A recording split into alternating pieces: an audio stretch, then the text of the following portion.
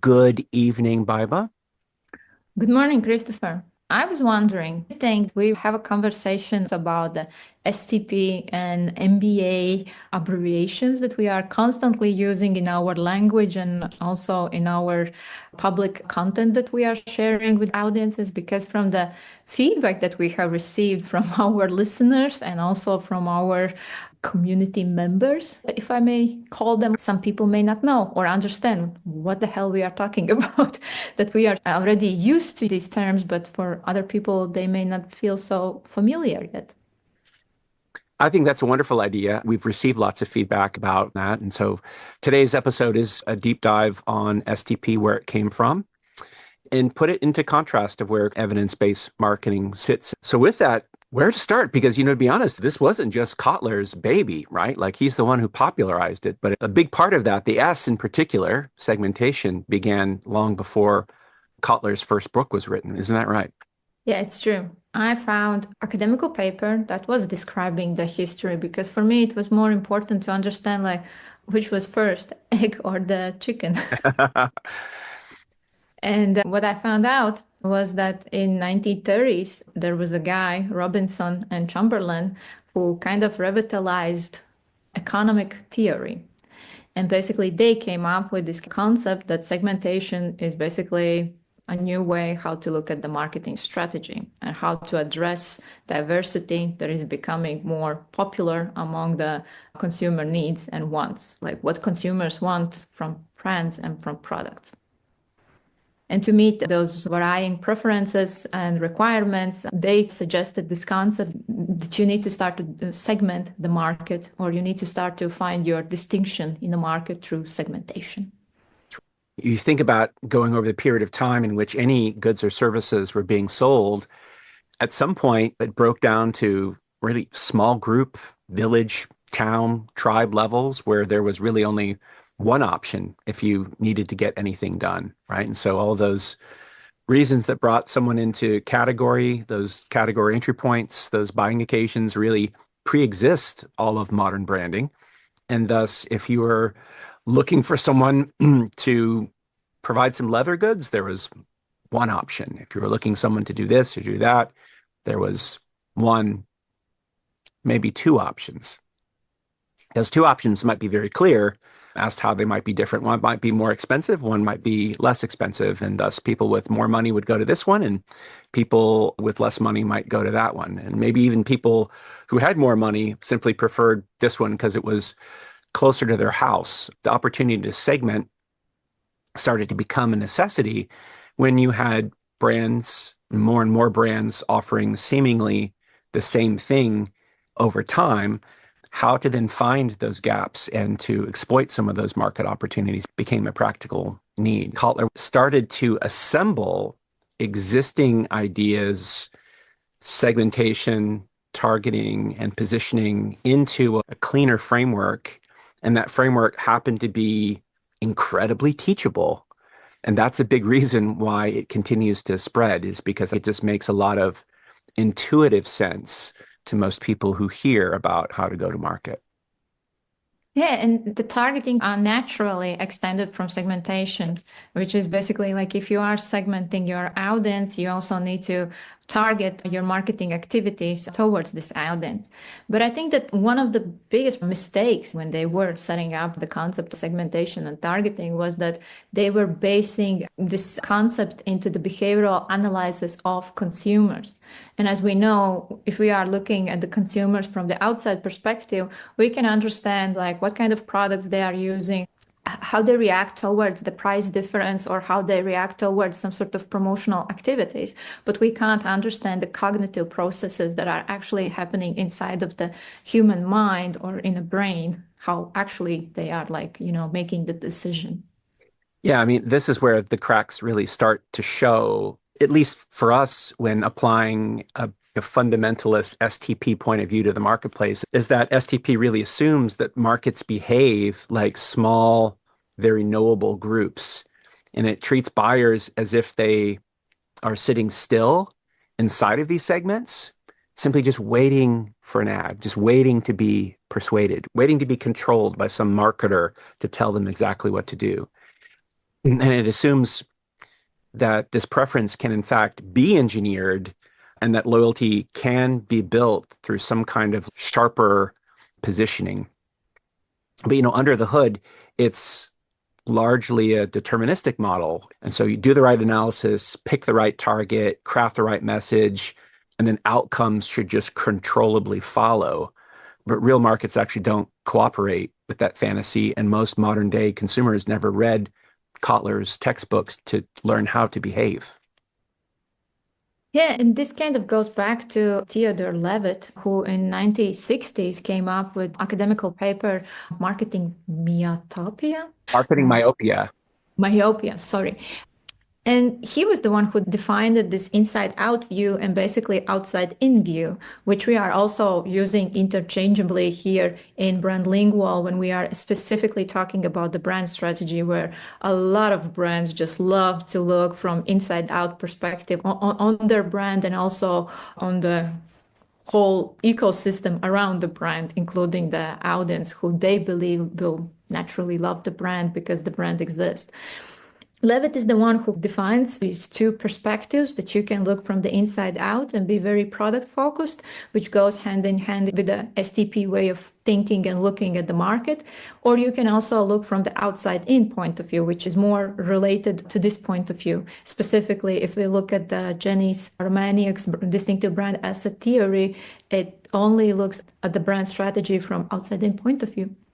From outside in point of view, this view is looking at putting the consumer at the center when you are looking at the brand, the segment, or the category in general. From outside perspective, you are looking at the consumer as a key element and their needs and wants you put at the center. It's not the product. If you are like kind of looking from the inside out from the brand or from the company's point of view, then you are putting your product and your company, an internal view at the world at the center. But if you are looking from the outside perspective, then you are putting the consumer's needs at the center, and your business is also focused to be more purposeful and more kind of like it has more broader view on how the market and the brand in the market should need to operate and work. It's not just very narrow view that the product is at the center.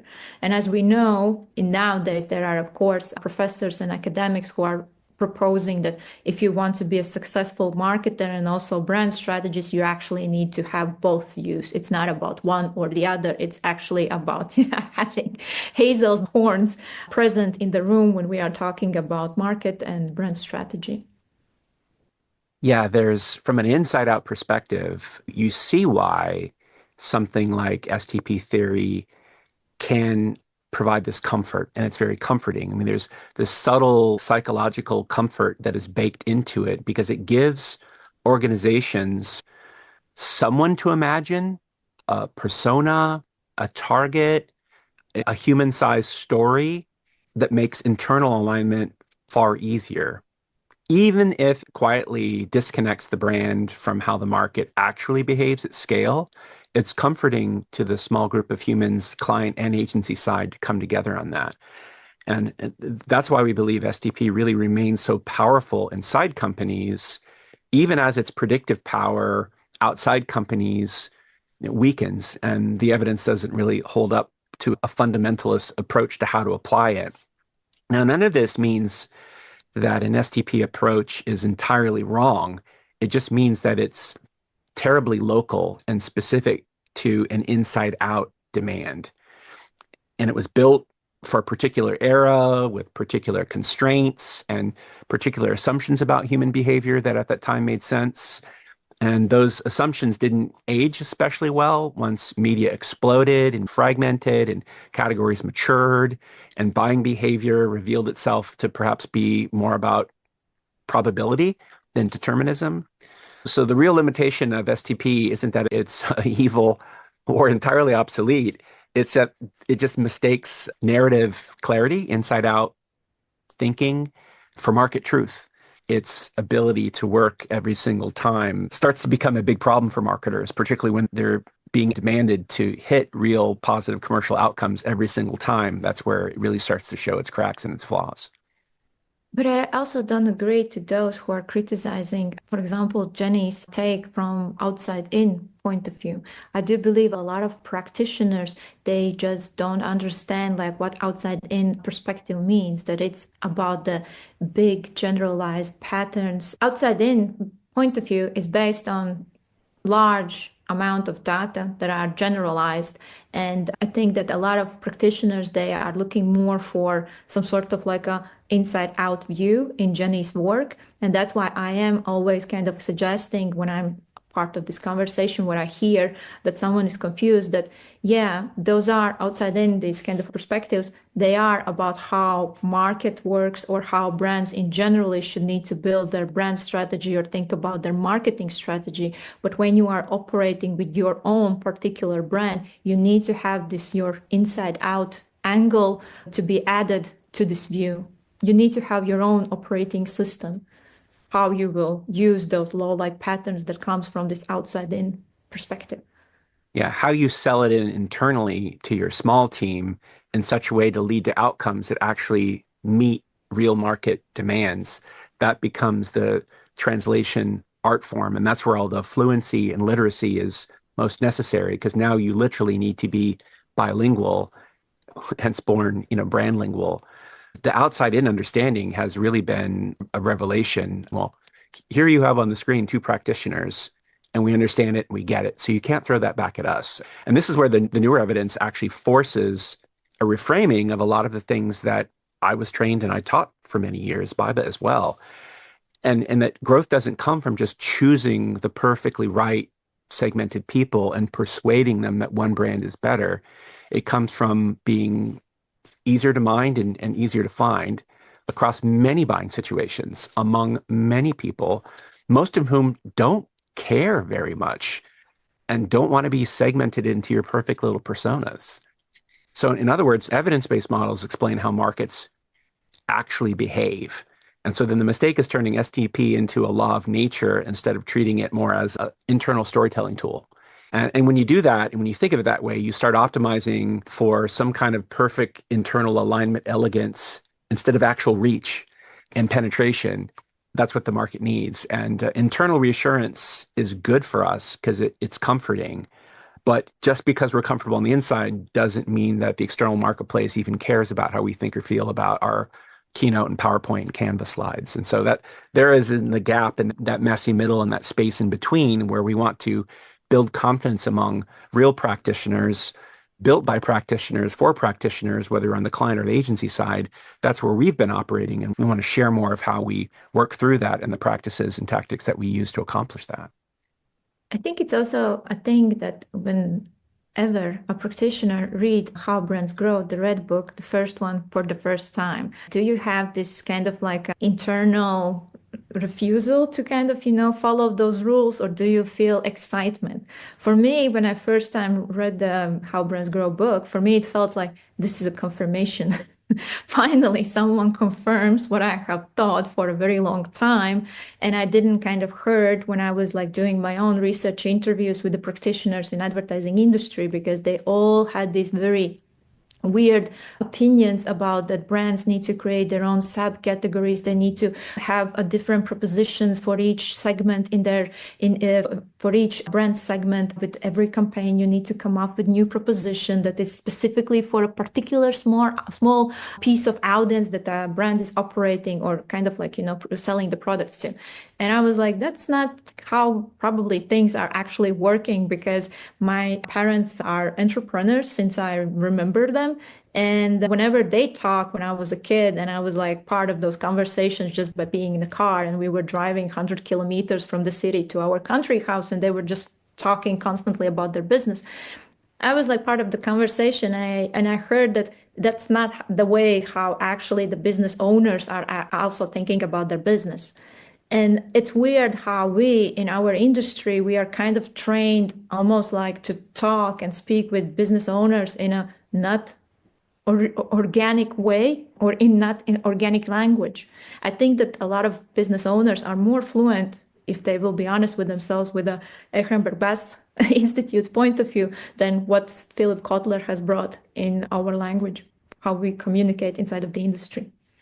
Yeah, the first time that I picked up the Red Book seriously was after I had read that blog post in 2017 from Tom Roach that confronted me, a strategist that very well respected, had been reading his material, and the blog post hit me like a brick. And I think we've talked about it in a previous podcast, where essentially if you're not starting from zero, you're starting some version of wrong. And it was his way to start to talk about the NBD or the law of buyer frequency. I didn't want to listen to that or hear that. I just figure, oh, whatever this is and move on. Just keep, it's comfortable just doing the same thing I've been doing. And then I get back to the source material. And yeah, I opened that book up and to be honest, I had the opposite reaction. I didn't have oh, this just makes sense. Immediately started to feel like my identity was being attacked. Wait, like most categories are governed by light buyers, not loyal ones? Why did I go off and do all those focus groups my entire life and spend all that time on airplanes away from my family, watching my children not grow up and all that time in my life I won't get back? What do you mean? People just drift in and out of brands and categories and they're just repertoire buyers and they don't remember much. They don't even see most advertising that me and my colleagues have been spending so much of our precious life energy trying to make. And that's only every once in a while we actually got to make an ad. We spent the better parts of our lives making PowerPoint presentations to try and convince clients to make ads that they then never made, or all those pitches. So people don't carry stable brand preferences around like personality traits or like astrology signs. They respond to what's just simply easy to notice, what's easy to buy, right? In the moments that matter. That's all it is. Now I'm feeling de-skilled. I'm feeling like my job is less interesting. I thought advertising was going to be sexy. It's like the show end of business or the business end of show business. And I just felt my identity being attacked, again and again and again. At least I'm not putting anyone's life at risk in malpracticing in advertising, but it really started to help make sense for me if I was really honest with myself. A lot of the work that probably didn't work because we went too fundamentally down these segment target hyper positions. Yeah, that can sting. And I still feel that sting. But then it's like, okay, well, now I need to go figure out what this is all about. And here we are. Yeah, but that's the language. I think that this academical language also in Owens Grove book and other 𝗂𝗲𝗵𝗵 Institute books just builds this some sort of barrier between the practitioners and the content, what is actually presented and shared in those books. I mean, like we all have read all those kind of opinion-based advertising practitioner books where the language is easy. Seducing. Seducing, yeah. But it is the thing. That's why, like, where the language is kind of like seducing you to read the book, where there is like, oh, in the end of every section, you have some sort of like a practical rule or guideline how to, I don't know, be a better advertising practitioner or be a better strategist or whatever. And we are used to read that kind of very relaxed content in those books. So that's why I do believe a lot of practitioners also feel this barrier to get past the first chapter of How Brands Grow, the Red Book. It's just like, oh, the language is so hard. And I will tell you honestly, the first chapter was the hardest one also for me. But I understood when I got past that chapter, I was like, actually, all the other chapters makes kind of like more sense, and they are like written in a little bit easier language. So for me, it was more like a challenge, like, hey, can I get past this? And also the book's title is kind of like for a creative strategist or brand strategist, maybe at the first, like, why do I need to read this book? Because it feels like it's more dedicated for marketers, but actually it's specifically written for us. Oh, yeah. And to this day, I still hear from colleagues and other educators who say that, oh, no, that book is actually irrelevant because it's only about big CPG brands or things like that. I think you're onto something there, is that we want to read things that reinforce our professional behavior and our identity and make us feel better about the things that we're doing right now. And oftentimes our learning is just a form of reaffirming our existing beliefs. And unlearning can be a really hard thing to feel. But if you can get through that first chapter and break through, then and only then can you start to accept things. If your goal for anything is it just has to reinforce who I am right now, you're never learning. You're just in an echo chamber. And I think STP theory promises exactly that. It gives us an easy mental model to fall into about how humans would navigate on an everyday basis. Break the market into chunks, right? Pick the most attractive one, craft a message that persuades them, very clean lines, simple, clear A to B linear PowerPoint slides, clear logic. And this can provide all sorts of comfort, right? And it's no accident that STP really became this dominant language to marketing education because it's easy to sell, easy to teach. I mean, it makes strategy teachable, presentable, and defensible in a boardroom because it feels very intuitive, because it's how you would actually perhaps work a boardroom. The problem is how you would work a boardroom is very different than how you would work a market of a million strangers. And so, yeah, it's like if you can get past the painfulness of feeling maybe even attacked or that you've been wasting a part of your career, it can actually open you up to now whatever time you have left on the planet, which is never a guarantee, is actually going to be more productive. And if you're going to continue a career pathway as a marketing practitioner on any kind of organization, that there are law-like patterns that we can respect. There's no silver bullet or abracadabra in any of this stuff. But once you understand the gravity and the physics of the marketplace and the constraints, you do start to practice and make decisions very differently. And installing that new operating system or putting on a new set of lenses that can help you transpose and translate between those different dialects, then it just feels like a new career, and it gives you, I think, a new usefulness that we can't help but want to share with others. Hence, a big part of the reason why brandLingual exists. Yes, but if we talk with the business owners like CEOs and also who have created their own family business or private business by themselves, if you will have a conversation, they will be more fluent and understand you better when you will be talking in the terms that market-based asset theory is using. And if you are talking with the practitioners who are being trained in universities or training programs that you need to use this STP framework as a framework how to think and see the market, you will have a lot of people who will be talking in this language. But those who are actually playing with their own money or putting their money in the business, they will be more open to listen like what you have to say about evidence-based approach, and they will understand why they need to go after the mass market, not to have specific segments with the crafted target personas in the front. No, that's really well said. That makes you more marketable, more commercially effective, whether you're on client side or agency side, when you have that multilingualism to then know how to direct your particular message to that audience. I find it harder to talk to people who've been doing classic traditional marketing for longer periods of time because they feel more confronted. Yeah. So in a way, a more useful move isn't to burn STP down, it's to put it back in its place as a language for organizing thought inside of a small group of people and organization, but definitely not a theory of growth. It's a way to tell stories internally and get people from an inside out perspective to align, but not a map of how demand actually moves. And that's what the CFO and the CEO are most interested in.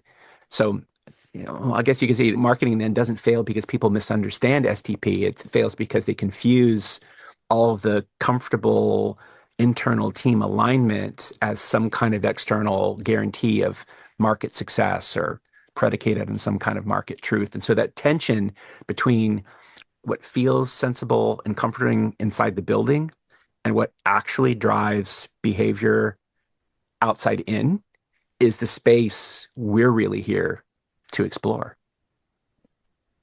I think that the biggest problem with Inside Out, of course, is the bias, like the internal bias. And from there comes a lot of these concepts like brand love and the loyal consumers and everything that we know that is wrong and misleading with the STP model.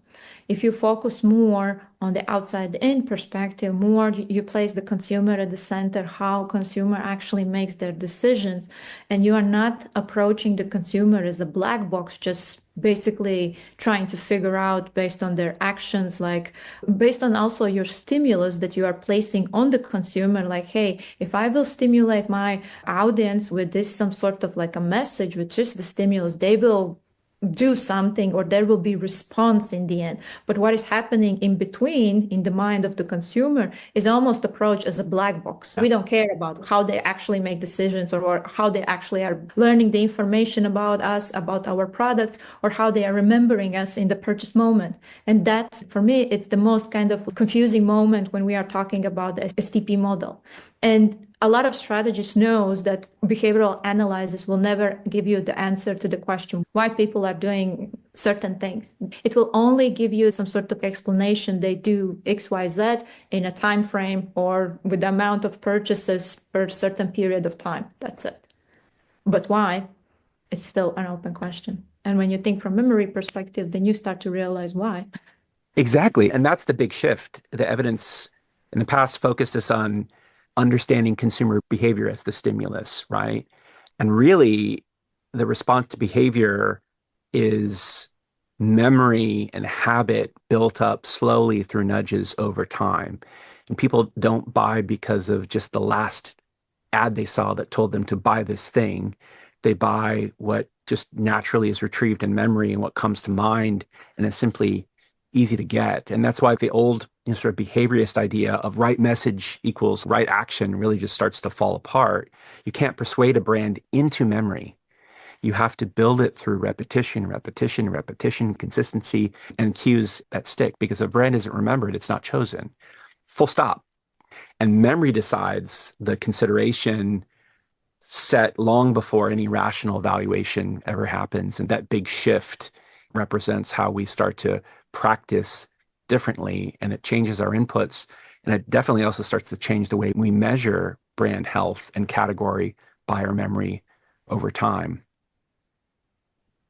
Yes, but if we are looking at from creative strategy point of view, and we are going back to the topic about the creative briefs, then I would still say that if you would analyze the creative briefs that are publicly available on the internet and you can just download them, if you analyze those key elements, you will still see that the key kind of element in these creative briefs is the focus on STP model or school of persuasion. You will see that a lot of creative briefs are also talking about how to change the consumer behavior. The most famous one, the get who to buy model, it's all about how to change the behavior in a consumer. So they are doing this and we want them to do something else, and we will pursue this audience or this segment of people by some sort of like very influential message or persuasive message. And they will change their behavior because of us, which Right. is not true. Memory theory historically has its own blind spots as we've done our own digging into this. Early models explained maybe more facts, not necessarily skills. Knowing a brand exists isn't the same as knowing how to choose it quickly under pressure. And that's where I think modern cognition models actually matter. They show that decisions are learned, practiced, and they're reinforced and refreshed over time. Buying is a learned behavior over lots of consistent repetition. It's not really a debate where someone is looking to instantly be persuaded by an ad. And that is fully connected back to advertising as a weak force. That is often something that frustrates a lot of clients or practitioners because they feel they lose control, they lose deterministic outcomes, they lose the timeframes in which they need things to happen based on their internal incentive structures and their bonuses and the things going on inside their organization or stakeholder wants and needs. And all of a sudden, these things can just sound like, what are you talking about? Like, I need this to happen by here because I need to make this amount of money and get this kind of thing done. But what they don't appreciate is that the market could care less about their personal or professional needs or their own internal corporate culture. And so that's where then really digging in and respecting the memory making process really starts to help you relax and realize, okay, this is really kind of how everything works. And in fact, the act of encouraging my colleagues and my clients to better understand this is also an act of memory building and memory linking and memory making. And the whole thing falls back on itself. So how in everyday practice, as either an educator or practitioner, can I increase the odds of nudging the people around me along to better understand how markets actually move? It is a deep appreciation of memory making and recognizing that that's the business that we're in. Yes, in the context of what you said, Christopher, I think that a lot of people are not understanding or don't want to understand how humans are actually learning. And humans learn only through repetition. And this is completely missed opportunity in advertising. That if I look at the most effective campaign of all time, Snickers, you're not you when you're hungry, it was popular and got all those awards through the 10 years or over the decade of the time, just because it was like repeating some sort of distinctive brand assets in the advertising and conveying the same message. And through the repetition, people were learning, oh, that's Snickers. And what we want to do as advertising professionals together with our clients is that, hey, you have different segments that you need to address. You need to have a certain proposition for each segment. And each segment also needs to have a different marketing mix, because what does it mean for us as a brand, as a creative agency? It means more money. So the argument to create campaigns that would repeat the same, some sort of message, or they would be used for half year or maybe multiple years in a row, it just doesn't work with the mechanisms how advertising agencies are earning the money. So that's why I don't think that advertising people want to kind of push this argument or this aspect of evidence-based view towards clients. Yeah, there's a lot of truth in that. It does also bring value back to the strategy process, which actually is considered like a loss leader. It's the thing that we give away in the pitch.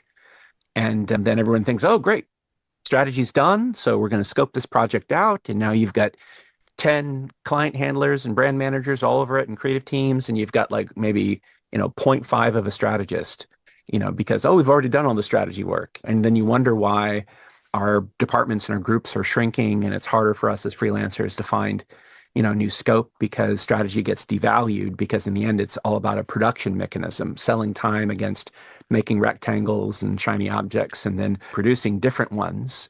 When in fact, an effective one that is well conceived, born of how markets actually move, respecting the strategy process and working then very closely with great creative thinkers to make that work unignorably on brand and linking back to those buying occasions and having a proper media mix that accomplishes both reach and spread and unduplicated and cumulative fashion. And again, doing all the right things right, you can actually lead to a piece of creative that can actually work for a very long time and will only wear in over time. And that wear out is a myth. Now, an ineffective ad won't get more effective through repetition, but an effective ad will get more. An effective campaign holding together as a core set of distinctive brand assets as a system, in fact, will get more effective. And there's some interesting data that suggests that, in fact, once you hit that 3-year mark, like it continues to go up, and how the industry works. But I wouldn't like to just address this argument towards production agency or production team. I think that also a lot of marketers have some sort of aspect in their mentality that they want to quickly change things, that they get bored, and they believe that if bring something fresh or unique to the audience, that's the way how we will capture the attention and we will get some sales. It's just misleading approach to the marketing itself. Yeah. But this is where we're very explicit that brandLingual isn't here to cancel segmentation, targeting, and positioning as activities. We're here to translate this. Yes, it's a useful internal language, but market-based asset theory is a better external map, and bridging between those two things and finding ways to apply them, that's the real work. That's the Cinderella work. It's helping teams move between those languages without losing credibility or creativity. And very few marketers are actually fluent in really either framework. Most people speak STP, whether they know it or not, by habit. But market-based asset theory, because it's confronting, and sometimes the way in which it's delivered is sometimes off-putting, this is where we as practitioners can think we can bring this down to earth. Evidence-based marketing is still quite rare. It still does not yet have the mental and physical availability necessary to be the dominant operating system. Resistance is super normal, as we've already talked about, and challenging, comforting stories, really always is.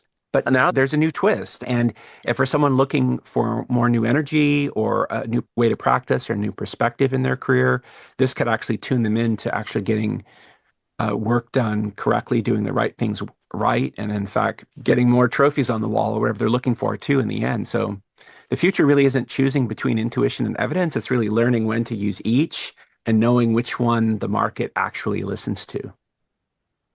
Yes, because one of our listeners shared the comment that it feels like we are more advocating towards the evidence-based view, and it's not true. It's that we want to give you a clarity and also the confidence when you are in the room where there are like people who, let's say, talk in the STP way of thinking, and then maybe on your team side, there are like people who talk in evidence-based way of thinking, and you are the one who can navigate this situation by bringing some sort of shared language between these two opposing views. Yeah, evidence-based marketing has brought the evidence by definition. It's not the one that really has to move. If there's one that we have to move and shift, it's STP thinking and making it more practically effective at market scale. We know how it works internally and why it feels good. Positioning, let's face it, it was brilliant for its time, whether it was Reese or Trout. They gave marketers or practitioners a way to think about mental space when media was very scarce. But the mistake was turning positioning into some kind of a personality contest instead of a memory system. And so now that we know that from an evidence-based marketing position, how can we shift it over so that we can translate between the two? So that's a really important point, and that's a core piece of feedback that we've been given too. So again, it's still about practicing in that messy middle. In fact, many of these things we've been discussing here, we actually touched on in our first global webinar, which we broadcast live just a few days ago across 2 different time zones. It was wonderful to start to meet some of the community members and people who signed up from around the world with great questions and answers. In the next couple of weeks, we're looking to do a series of those again. When you sign up for these, not only do you get an hour and a half long worth of course value explanation and learning and teaching and content on some really core topics, particularly how to just become a much more effective practitioner in 2026 in different ways, but you also get early complimentary access to our community for at least a month. You get discounts off of our course programs, which actually begin in the middle of February with our marketing strategy course, brand and the creative strategy course, following and overlapping over the course of about 24 weeks. So it's quite a bit of instruction that you will then also get a discount on. You also get a video of the webinar, the slides from the webinar, a podcast version of the webinar, a transcript, and all of the citations from the webinar. So we nourish you quite a bit through these sessions. Yes, and you also get a community from the webinar because we are shifting you to our community platform. You get the access, and there are more people who are still wired to have conversations about the topics that we have discussed, and there are more reflections happening also between the members, and we have also special guests who are keeping the debate alive and bring in their own professional perspective from their experience, and they are willing to also be in a mentor position for you if you want to have a private conversation with them. And I think from the last webinar that we did, because we did 2 of them, but from the last one, I really picked up this kind of conversation from one of the members who said that we are talking about the things that a lot of people are quietly chatting about in private spaces or in coffee chats, but not that many people are brave enough to open up this question for a broader conversation. And we are here to do it, to give you a space also to feel connected with us and also with our community, that you're not alone. We are all actually facing this together. And at some point, we are all creating this madness or mess together. So we need to start to wake up and realize where we are standing and what we are doing.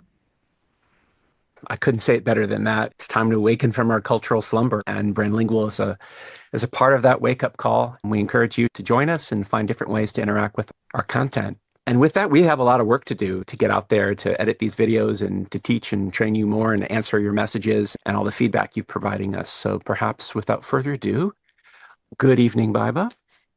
Have a nice day, and thank you very much for the chat. It was super interesting to hear your reflections again, because every time when I have these conversations, I am learning and refreshing my memory structures again and again. So thank you. Thank you.